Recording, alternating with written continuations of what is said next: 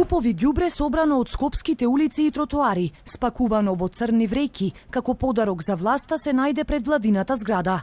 Откако ја исчистија нејзината околина, група активисти од Сдруженијата Не биди ѓубре, иницијатива О2 и граѓани поддржувачи, попладнево сметот го оставија на Илинденска број 2, па со дим машини символично го запалија, за да им предочат на надлежните како се живее во скопската метропола. Решивме да ја ставиме Македонија на мапа како дел од борбата против климатските промени и против загадувањето и зачувувањето на животната средина, бидејќи како земја, за жал сме на последно место, би рекла, во справување со таа проблематика, меѓутоа на прво место во загаден воздух и загадена средина. Герилата е во рамки на неделата на глобални протести во светот против климатските промени, глобалното затоплување и аерозагадувањето.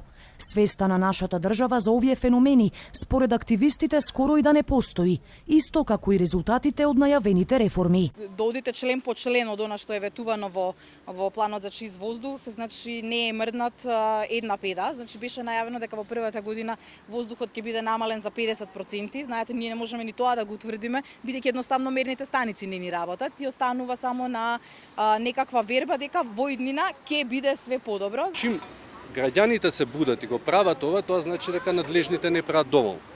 Мислам дека битно е двете страни заедно да делуваат, да се комплементарни и свеста на граѓаните да се подигне, но да се подигне и свеста и да си го работи власта или надлежните тоа што име работа. По акцијата камиончето на комуналното предпријатие веднаш се појави и го собра сметот од предвладината зграда, а активистите продолжија со расправија со полицијата. Додека дел од нив ги легитимираа и како што велат им се закануваа со казни, активистите им порачаа, наместо да не ловите нас, гонете си ги загадувачите.